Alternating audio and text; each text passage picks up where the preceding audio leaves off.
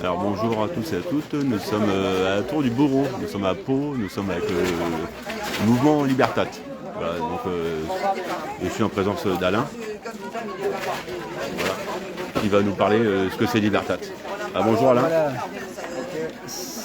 Ouais, vas-y. Salut Franck. Hein, ouais. Alors c'est quoi Libertat? Explique-nous un peu ce que c'est. Allez. Déjà, bon, c'est un mouvement occitan, progressiste, humain, solidaire, internationaliste et social. D'accord. Voilà, et qui existe en Béarn parce qu'on a une culture, une langue, et nous défendons cette culture, cette langue, et voilà.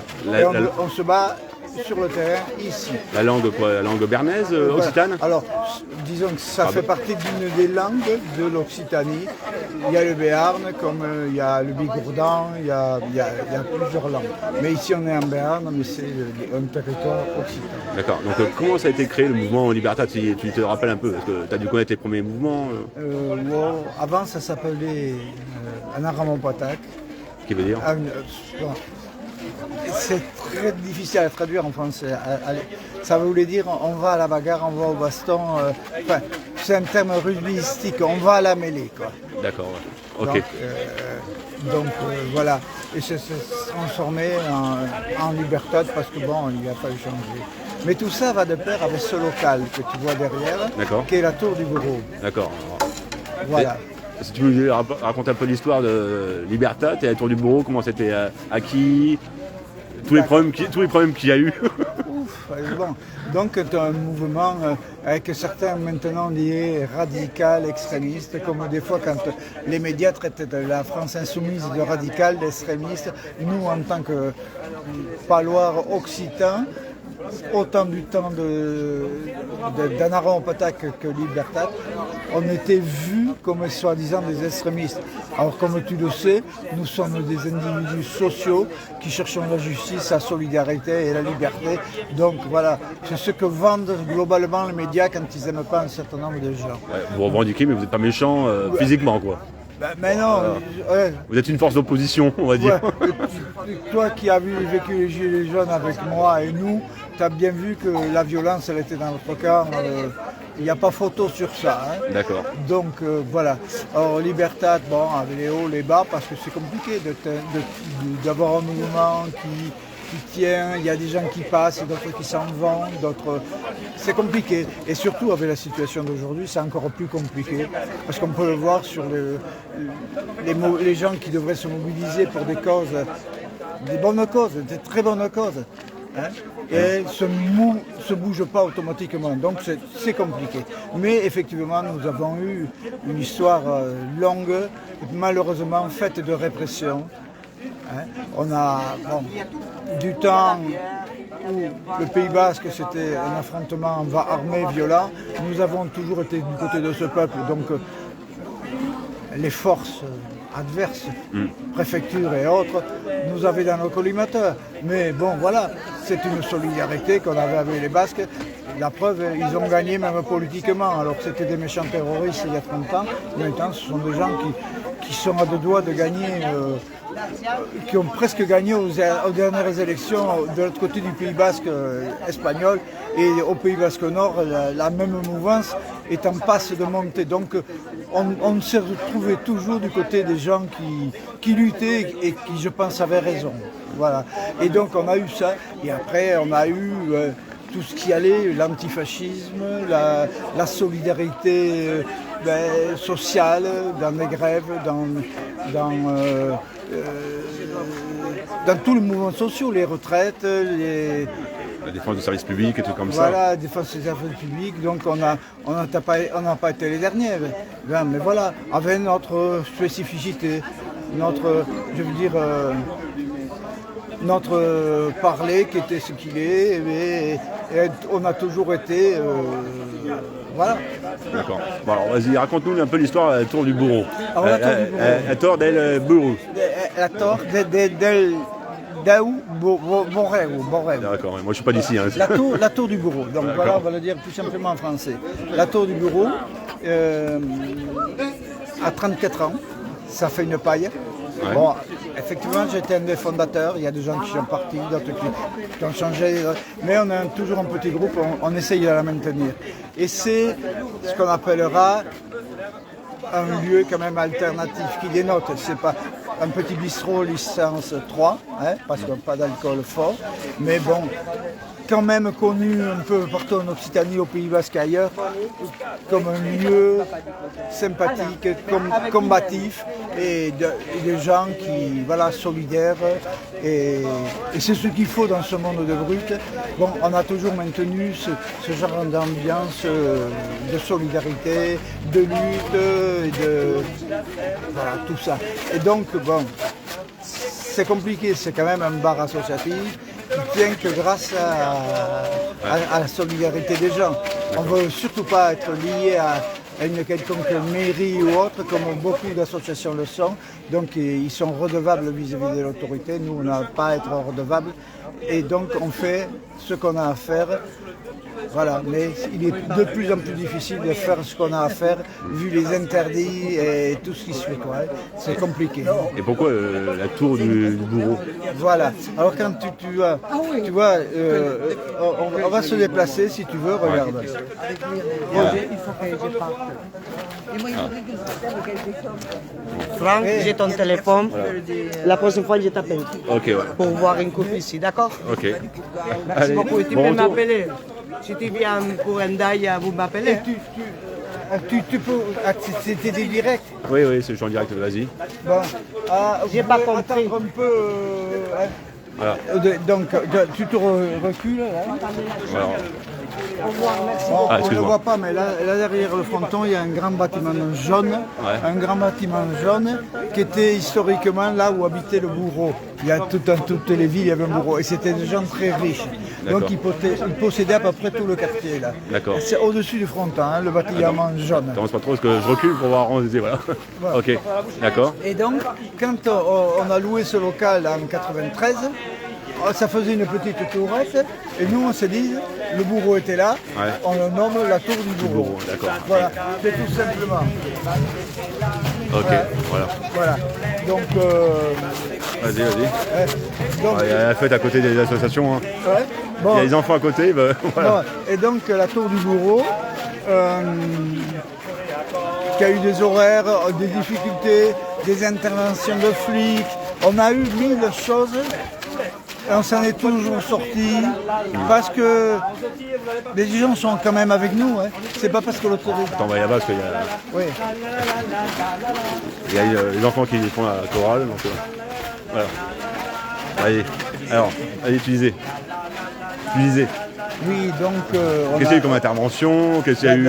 C'était une fête de la musique il y a eu 7-8 ans. Ouais. On n'avait pas compris que l'heure était dépassée parce que c'était 2h du matin, mais là il s'avérait que c'était 1h du matin et on ne le savait pas. On avait même demandé aux gens qui jouaient, il y avait du monde, des jeunes et des vieux, des personnes. On dit bon, il va falloir arrêter parce qu'il faut respecter les horaires. Et là, dans ce coup, on a senti du gaz. La police est intervenue au lieu de demander qu'on termine. Parce qu'on s'était trompé d'horaire et il n'y avait pas de provocation. Ils ont tiré dans tous les sens. Ça a été un truc de folie. Ils ont gazé partout. Ils ont blessé des gens. C'est un truc, c'était en 2014. D'accord, ouais. Parce que là, ici, on est dans le quartier du Hédas, à Pau, c'est un quartier qui est Voilà, une ça- cuvette du centre-ville. Voilà, donc c'était ce qu'on appelait le quartier espagnol. Parce que historiquement, pas des Espagnols de la guerre civile, mais un quartier populaire d'une immigration sociale des années 1800-1900. Donc qui était peuplé d'Espagnols et voilà. Qui est aux dernières années 2000, avant 2000, il disait un peu malfamé le quartier. Voilà ce que je Qui disait, hein. Ouais, Il n'y a jamais eu de problème, vraiment de problème. Non, mais pas plus mal Voilà. famé que... Et après, qu'est-ce qu'il y a eu comme anecdote aussi Bon, je passe le truc des petites descentes sans plus, mais alors un truc qui n'est pas anecdotique, on peut le retrouver sur les réseaux sociaux. En 2020, notre roi Macron est venu à Pau pour faire le sommet France-Afrique. Afrique, donc avec les pays du Sahel, dont maintenant la France s'est fait jeter. Quelle ironie, des choses, il s'est fait jeter. Donc ce jour-là, c'était au château qui devait faire... J'essaie de faire voir. Qui est pas très loin. Ah bah non, on le voit pas d'ici. Derrière. Ouais, voilà, et derrière là-haut. Là derrière. Voilà. Donc il est quoi? Il a à 300 mètres, ouais, à vol d'oiseau. Hein. Ouais, voilà, il y a une grande côte à monter, mais... Voilà, donc il était là. Alors ce jour-là, on avait préparé quelque chose. Près du vieux quartier là-bas, il y avait une banderole qui avait été déployée avec marqué dessus, bon, c'était signé Libertad, où il était marqué, une très grande banderole, où il était marqué, qui avait été déroulée d'un balcon incroyable, où il disait non à la France, Afrique. Afrique, jeu de mots. Pognon, voilà. À pognon. Donc, quand ils ont vu ça, tout le staff de Paris, des policiers, un peu ce qu'on voit pour la flamme au passage, j'imagine ce genre de... étaient comme des fous, ceci, cela. Ils ont essayé de l'enlever, ils sont montés dans les étages, ils sont trompés de porte, ils ont pété une porte et ils sont trompés d'étage, quoi. Et les gens qu'il avait chez eux, bon, je crois qu'ils s'étaient barrés, quoi. Ils avaient fermé la porte à clé. Donc ils ne savaient pas comment rentrer. Ils ont fait venir une très grande grue pour l'enlever. Bon, ben, ça avait... Alors c'était déjà le commencement, là c'était vers midi et demi. Et après, un peu plus tard, ici, on était au local et on avait sorti... avec une grande banderole qui était derrière au balcon, là où tu vois les banderoles, là. Ouais, là-haut, ouais. Où il y avait détrônant le roi Macron, avec une couronne qui partait. Ouais, Macron qui était au château en plus. Ouais, voilà. Donc on avait mis une sono d'enfer, et pas un mégaphone, mais une sono de chez Sono. Et on lui disait, bon, les slogans, ce qu'on avait à dire, Macron, dictateur, tu ne nous fais pas peur. N'oublions pas que l'épisode des Gilets jaunes venait de se terminer, donc l'ambiance était là. Donc les flics comme des fous, il paraît même, des amis ont dit, là on est à Pau, mais à Billère, à 1 kilomètre à vol d'oiseau, à 1 kilomètre et demi, on entendait la sono ici. Alors j'imagine que le roi Macron et ses invités, ouais, donc... c'est qu'il dormait au château, il avait tout déménagé à l'intérieur pour dormir au château, quoi. Donc ce qui devait arriver arriva, il est devenu un paquet de policiers, les Palois et les autres de Paris. Ils voulaient ouvrir, on était enfermés dedans. Ils ont commencé à enfoncer la porte. Bon, il y a eu des vidéos qui circulaient, on a vu, ils nous ont pété la porte. Et au moment de l'ouvrir, parce qu'ils avaient tout nous pété, on a ouvert, ils sont rentrés, ils nous ont serrés, ils m'ont serré, et ils ont fait une perquise là-haut, sans ce que les gens viennent, et ils ont amené du matériel, donc la sono, des enceintes, plein de choses, et même ils ont fouillé. Et on a réussi à retrouver ce matériel plus d'1 an après, parce qu'on pensait qu'on s'était foutu. Mais là, ça avait été un truc épique. Et ben voilà, disons qu'on fait office un peu des empêcheurs de tourner en rond, quoi. Ouais. Voilà, donc, voilà. Et là, bon, et après, solidaire, là, comme toi, on s'est rencontrés aujourd'hui pour Gaza, hein, comme on fait tous les samedis à 15h, donc c'est important. Et voilà, et comme on le voit, il y a une banderole de solidarité avec la Palestine, et peuple kanak aussi, solidarité peuple, où le colonialisme français a fait son sale jeu comme il a fait pendant la guerre d'Algérie. C'est l'État français en toute sa splendeur, et donc on est anticapitaliste, anticolonialiste. Voilà. Mais ce local, bon, alors effectivement il existe, il a le truc d'exister, mais c'est tout à fait du bénévolat. Hein. En général, on ouvre le vendredi et le samedi vers 5-6 heures par là. Et des fois, à l'occasion, historiquement, après les manifs, des fois on faisait des grillades, mais maintenant avec les restrictions, les interdictions, c'est super difficile. Ouais, ils font tout pour... Ah ouais, tout pour nous emmerder, tout pour nous... Mais on résiste, on est là et on espère que ça durera. Or bon, c'est ouvert. Nous sommes un groupe qui n'est pas fermé. C'est s'adapter à un certain nombre de choses. On a compris, comme on s'est compris aux Gilets jaunes, un nombre de gens. une partie aussi avec certains de la France insoumise. Parce qu'on a compris un certain nombre de choses. Tu vois, c'est plutôt dans ce sens-là. On n'est pas un parti politique au sens parti, plutôt un mouvement avec des idéaux, des idées. Et on sait où on se trouve par rapport à une solidarité effective. Pas du baratin théorique où on peut se branlouiller à sortir des belles théories, mais ne jamais rien faire. C'est vrai, on n'est pas nombreux, mais malheureusement, on n'est pas nombreux en général dans la société à agir. On a eu un moment fort, comme tu dis, des Gilets jaunes en 2018, 2019. Ça a été fort, bon, c'est retombé. Et c'est même là qu'on s'est connus. Comme on a connu un certain nombre d'amis, de camarades. Et c'est ça la force des choses. Moi, je m'inscris plutôt dans cet état d'esprit. D'accord. Après, on peut être d'accord sur tout, mais le principal, c'est de se respecter. On s'est compris sur un certain nombre de choses. Sans se fermer, ouais, parce que tu as dit ça, ou parce que ceci, ou parce que cela. Moi, je ne suis pas juge à la langue de bois, mais je dis ce que j'ai à dire. Oui. Tu sais, à 74 ans, qu'est-ce qu'on va me faire de plus? Si je ferme ma gueule alors qu'on est peut-être à deux doigts de se choper le RN fascisant au pouvoir, ça va nous faire drôle. Hein. Ça va nous faire... Mais on combattra aussi. Ah, on combattra, mais comme on a combattu là... On a combattu, pas avec les armes, hein. Oui, voilà, mais il va y avoir un passage de témoin, parce qu'on peut dire que toi... Comme nous, un certain nombre, on s'est retrouvés dans les Gilets jaunes et avec une violence de l'État français incroyable. Il y a ceux qui ont préféré à gauche, je prends le mouvement de gauche globalement, préféraient regarder ailleurs parce que ce n'était pas leur problème, mais c'était notre problème. Et on en souffre maintenant de cette insolidarité qu'il aurait fallu avoir à un moment. Alors donc on sait où on est.